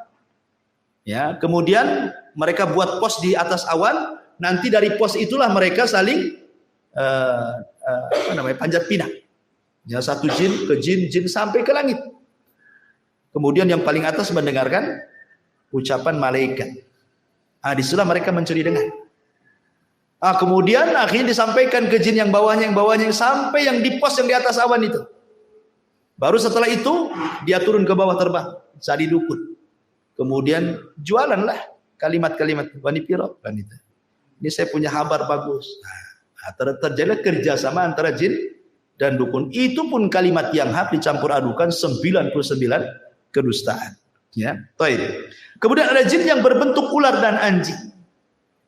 Ya, ada jin itu yang berbentuk ular dan anjing. Bahkan Syekhul Islam Ibnu Taimiyah rahimahullahu taala bahwa jin itu bisa menyerupai apa saja. Bisa menyerupai apa saja, kecuali Nabi. Gak bisa. Jin tidak bisa menyerupai Nabi. Tapi selain Nabi bisa. Ya, bisa menyerupai. Makanya kenapa saya pernah bertanya kepada salah satu guru saya. Waktu saya belajar di Yaman, belajar kitab Fathul Majid, Syarah Sahih kitab Tauhid. Jadi saya tanya, namanya Syekh Adnan. Ya, Syekh, saya kebiasaan di kampung saya cerita, agak panjang ceritanya. Waktu saya di kampung di Jawa Barat, di Majalengka sana, ada tukang mabok. Jadi zaman dulu preman-preman itu, mereka bukan kayak sekarang merek-merek Homer itu kan macam-macam ya. Kalau dulu itu kan paling tinggi cap janggut, ya kan? Anggur cap janggut. Ya, kalau dulu kan, itu sudah mabok tuh minum itu. Jadi preman-preman desa ini buatlah lomba mabok-mabokan. Karena satu botol tidak puas, akhirnya apa? Dicampur dengan spiritus. Jadi campur dengan spiritus. Kurang kuat juga dicampur dengan pil BK. Untuk pil BK, untuk anjing gila. Jadi dioplos tuh. Bayangkan, anggur, kasih spertus, kasih pil BK. Gimana? Overdosis mati. Mati kepala preman itu mati. Beberapa orang mati, preman juga mati itu gara-gara overdosis. Jadi zaman bahula kan, zaman dulu itu, preman tuh paling takut dengan hantu. Orang-orang dulu kan takut kalau cerita-cerita setan itu karena banyak tahayulnya orang-orang desa. 1 minggu nggak ada orang berani keluar. Gara-gara kematian itu. Karena nggak wajar matinya kan. Akhirnya banyaklah tahayul. Orang-orang desa, oh katanya aku melihat preman itu sedang duduk di jembatan katanya. Ya, di tempat saya itu ada namanya jembatan Harewos. Nah, di situ ada di Harewos itu katanya ada dia sedang duduk. Jadi saya tanyakanlah cerita ini kepada Syekh Adnan. Mungkin nggak saya bahwa orang mati ini bisa hidup lagi? Karena ini cerita nyata gitu. Ini dongeng dari desa saya ya, di Majalengka sana. Katanya saya itu mungkin saja. Tapi bukan orang mati itu hidup lagi, bukan itu. Tetapi itu adalah jin korin. Setiap manusia itu punya jin korin kata saya. Lah, yang tahu tentang sifat kita, ya bentuk kita itu jin korin kita karena sejak lahirnya sudah ada pada badan kita kan gitu. Sehingga dia tahu sifat kita, bentuk kita apa. Jadi dia memungkinkan dia tasyakul persis seperti kita. Jadi ketika dia mati, jinnya ini sudah menakut-takuti orang. Karena sudah tugasnya selesai. Memberikan wasus orangnya sudah mati kan. Berarti jin dikeluar, dialah jadi jin yang bebas. Akhirnya nakut-takuti orang. Boleh jadi itu jin korin. Nah, jadi ada jin itu yang berubah bentuk seperti itu. Kayak manusia. Bahkan Syekhul Islam mengatakan bahwa ada di sebuah tempat itu, di gunung-gunung, di lembah-lembah itu, jin-jin itu sengaja berubah bentuk jadi manusia. Seolah-olah mereka menganggap penunggu di situ. Makanya dulu di zaman jahiliyah kalau lewat di sebuah tempat, maka mereka akan berlindung kepada penghuni tempat itu kan orang jahiliyah itu. Wahai penunggu tempat ini, gitu kan. Tolong jangan ganggu saya, ya. Saya mau jalan. Akhirnya ngasih sesajen. Maka dari situlah turun ayat wa innahu kana rijalun minal insi ya'udzuna birijalin minal jinni fazaduhum rahaqa. Turun ayat itu. Ya. Dan ada sebagian kalangan dari manusia meminta bantuan, meminta perlindungan kepada sebagian jin, akhirnya menambah kekufuran. Yang anehnya lagi, jin yang dulunya dimintai perlindungan, jinnya masuk Islam, dianya masih kufur. Kan tidak tahu kalau jinnya masuk Islam, kan yang lain nggak nampak. Kan itu. Masyarakat muslimin yang dimuliakan. Kemudian juga yang ketiga, ada jin yang lepas dan berjalan ke sana kemari. Ya. Jadi inilah 3 jenis jin. Baik, kalau ada yang bertanya, bagaimana jin itu? Akan diazab oleh Allah Subhanahu wa taala dengan api sementara dia tercipta dari api. Jin masuk neraka, dihisab oleh Allah sama dengan manusia. Kalau dia masuk neraka dicipta dari api, tentu dia tidak akan terbakar. Ya. Maka ini dijawab oleh Asy-Syaikh atau Al-Imam Ibnu Aqil dalam kitabnya Al-Funun bahwa jin itu tetap merasakan azab. Merasakan sakit kalau dibakar dengan api. Sebagaimana manusia juga kalau ditumbuk tanah juga sakit. Karena maksudnya jin tercipta dari api itu asal penciptaannya sama dengan Adam, asal penciptaan dari manusia. Tapi anak turunannya tidak dari tanah. Ya dari ibu bapak. Makanya kalau antum ambil pisau, antum kemudian iris tangan antum, yang keluar kan bukan pasir. Bukan tanah, ya darah kan begitu. Berarti bukan lagi tanah. Jadi hanya Adam saja. Sebagaimana juga dari kalangan jin itu yang diciptakan cuman bukan iblis, ya di atasnya iblis lagi, ya Sumiyah itu siapa namanya kata Imam Nukatsir dalam Bidawaniyah. Ya iblis ini kan ceritanya panjang. Dalam cerita Israiliyat disebutkan ini cerita Israiliyat, tidak ada Quran, tidak ada di dalam Sunnah. Jadi ketika jin itu merusak di bumi, ya maka malaikat diturunkan untuk memenjarakan orang-orang jin-jin yang jahat. Kalau tidak mau tobat, mereka akan dibunuh, dipenjarakan, dibuang. Sehingga kemudian anak pembesar jin itu, bayinya diambil oleh malaikat, dibawa ke langit, dibesarkan di langit. Jadilah kemudian dia jin yang soleh karena hidup bersama para malaikat. Akhirnya dia kemudian bejat karena tidak mau sujud. Jadilah dia iblis. Nah, itu ya. Wallahu a'lam. Itu kan cerita Israeliat. Tapi yang jelas bahwa itu asal penciptaannya saja dari api. Anak turunannya bukan api. Jadi kalau dibakar dengan api ya tetap sakit. Buktinya adalah Nabi SAW pernah diganggu ifrit dalam sholatnya. Dicekiknya ifrit itu sama Nabi. Ludahnya keluar, terasa dingin. Kenapa nggak terbakar tangan Nabi? Bukankah katanya dia tercipta dari api? Berarti kan sudah bukan api lagi. Yang kedua riwayat bahwa Nabi SAW pernah mau didatangkan syihab minan nar. Jadi jin ini membawa kayu bakar yang ada apinya dan hendak membakar wajah Nabi. Dan kalau memang dia tercipta dari api, ngapain bawa kayu bakar bawa api? Tangannya aja disentuhkan gitu. Kan terbakar dia. Ya kan? Tunjukkan bahwa dia bukan lagi dari api kan itu. Itu kan bapak moyangnya aja yang dari api. Turunannya ya dari bapak ibunya jin lah kan itu. Karena jin juga nikah sama dengan kita. Jin itu loh kurang lebih kehidupannya dengan manusia. Ada RT, ada RW, ada lurah. Ada kecamatan, ada pemilunya juga. Ada partainya juga. Bermadhab juga. Ada Syafi'i, Maliki, Hambali, Dhahiri. Ada Syiah juga. Ada Mut'ah juga mungkin mereka. Ya, apa mereka berorganisasi? Anda tahu. Apakah mereka ikut organisasi apa gitu? Wallahu a'lam. Tapi yang jelas kehidupan mereka sama dengan manusia, kurang lebih saja. Ya, tidak kurang, tidak lebih. Baik, kemudian jin mukallafun. Jin mukallaf. Artinya mukallaf itu sama dengan manusia juga, disuruh sholat, puasa, zakat, haji. Persis.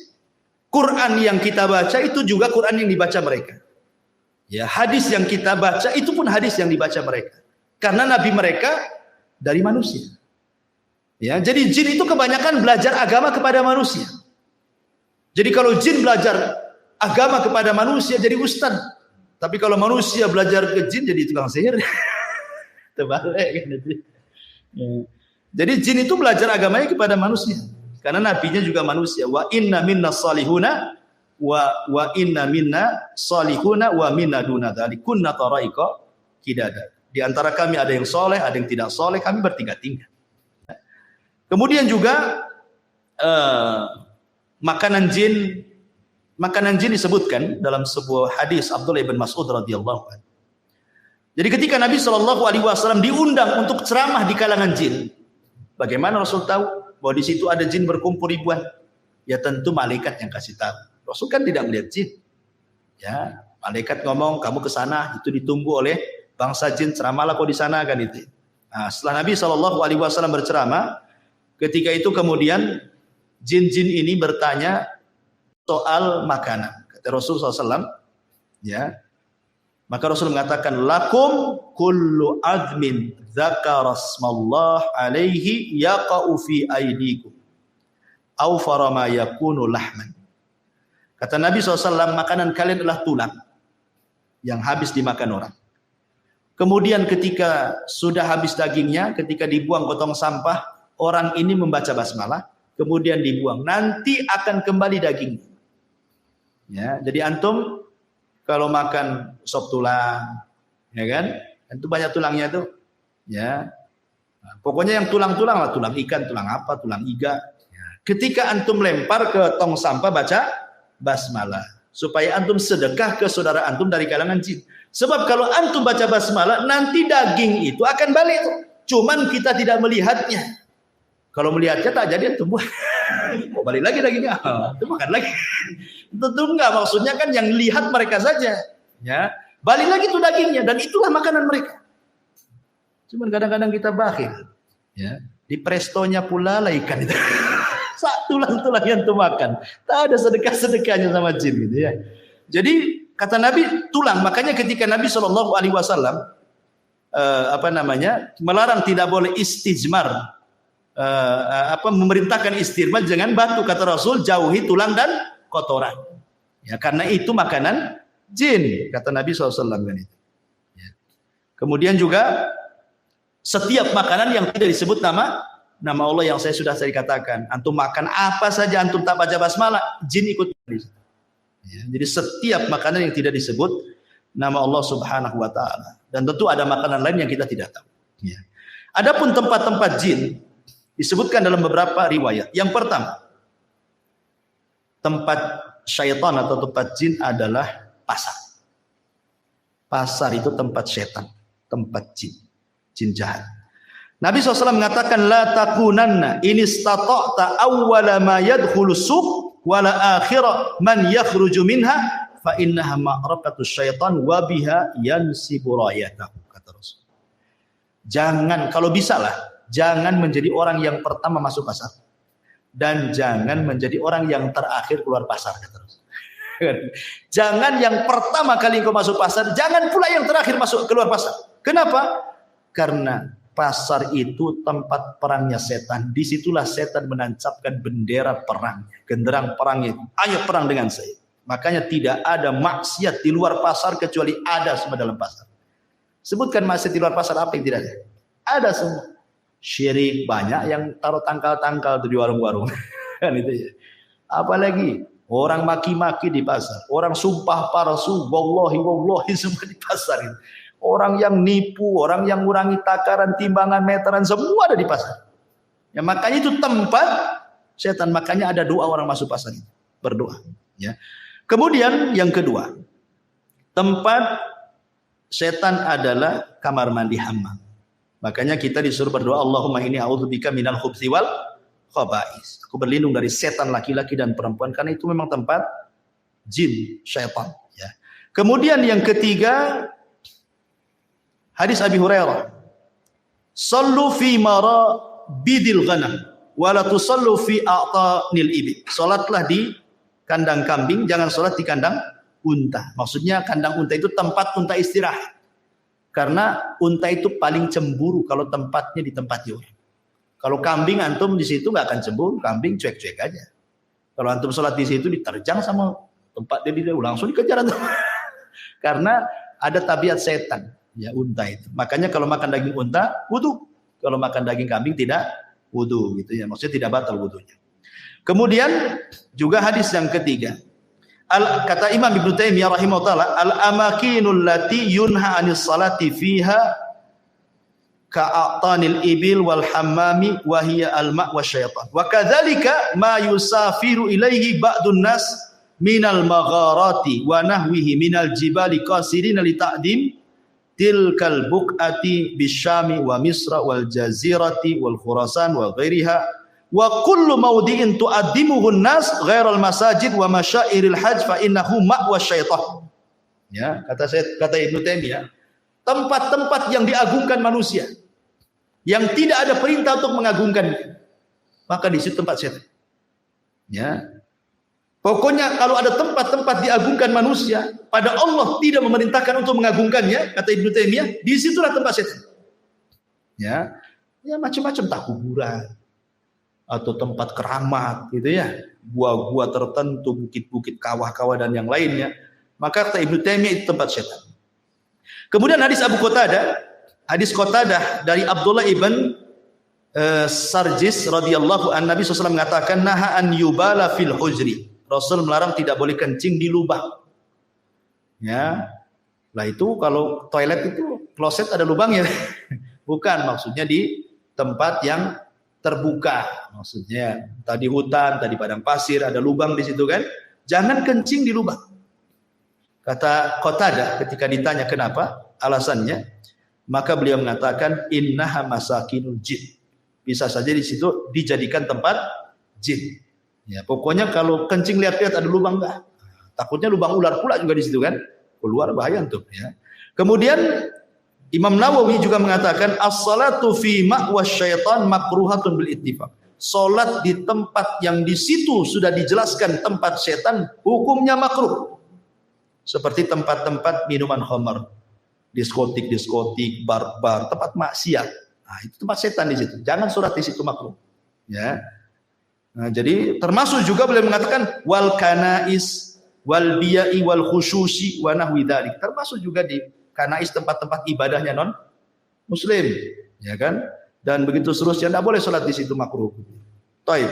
Kemudian yang terakhir karena waktu juga membahas tasyakul wa tasawur al-jin, bahwa jin bisa tasyakul, bisa beralih rupa karena izin Allah Subhanahu wa taala. Tetapi ingat bahwa tidak semua jin bisa beralih rupa kecuali sudah menghabiskan semua tenaganya. Sebenarnya kalau jin itu beralih rupa, ikhwan, berarti dia sudah lemah sebenarnya.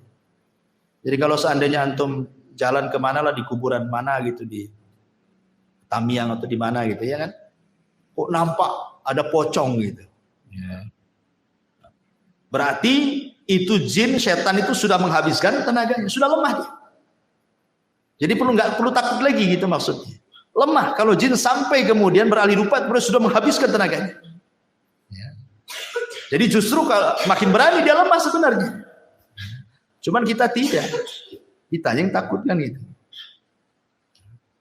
Kemudian juga ada yang mengatakan dalam sebuah referensi itu bahwa sebenarnya jin itu beralih rupa karena dukun. Jadi di kalangan jin itu ada dukun juga. Jadi dia datang ke dukun jin, dimantra-mantrai, maka dia akan menjelma seperti apa. Jadi dukun itulah dukun dari kalangan jin yang merubah dia sehingga dia ingin jadi apa gitu ya. Dan itu akhirnya menakut-nakuti manusia. Ada juga jin itu beralih rupa maksudnya mewarnai dirinya. Nah, diwarna-warnai dirinya supaya nampak ada kaibat. Ada apa gitu ya. Kalau kita jalan di kegelapan tuh sesat, ada apa aja gitu ya. Tahu warna apa, bisa saja. Ya, karena sekali lagi mereka tidak bisa menyakiti kita. Mereka itu hanya menakut-nakuti saja. Ya, mereka menakut-nakuti dan mereka akan mencari semua media bagaimana kita takut. Ya, entah lewat angin, entah lewat bayang-bayang, entah lewat suara, entah lewat mimpi, begitu. Nah, umpamanya seorang penakut dalam rumah sendirian. Ya, pertama PLN mati. Yang kedua hujan lebat. Yang ketiga apa lagi? Tetangga pula anjing berisik. Hari Jumat, kliwon lagi. Gimana? Kalau penakut ikhwan, padahal itu gorden tuh goyang-goyang kena angin. Antum sangka di situ ada setan kan itu? Ya memang ada setannya sebenarnya, karena setan itu akan masuk di bayang-bayang, digoyang-goyang, di suara angin, di suara apa saja, pokoknya setan itu berusaha menakuti antum supaya antum takut. Makanya Rasul mengatakan kalau antum lewat di sebuah tempat dan menakutkan, maka cukup mengucapkan bismillah wala tubali, kata Rasul. Bismillah, jangan pedulikan. Kata Rasul, cuma simpel saja. Baca bismillah, jangan pedulikan. Banyak istri antum nih, ya takut ya. Kan ada wanita-wanita yang penakut. Mungkin karena sejak kecil sudah ditakut-takuti orang tuanya, jangan keluar, nanti ada setan. Akhirnya sampai besar pun terpengaruh dengan bahasa itu. Nengok sinetron pula isinya suser ngesot kan gitu. Semua film setan juga. Akhirnya kan kepikiran tuh. Kata Nabi SAW, kalau umpamanya ke dapur dari rumah, lagi hujan, lagi banyak angin goyang-goyang, jangan pedulikan. Memang itu setan, kita tidak syak lagi itu setan dengan nakut-nakuti. Tapi Rasul mengatakan jangan pedulikan, baca basmalah, masuk kamar mandi, kencing, balik lagi, selesai.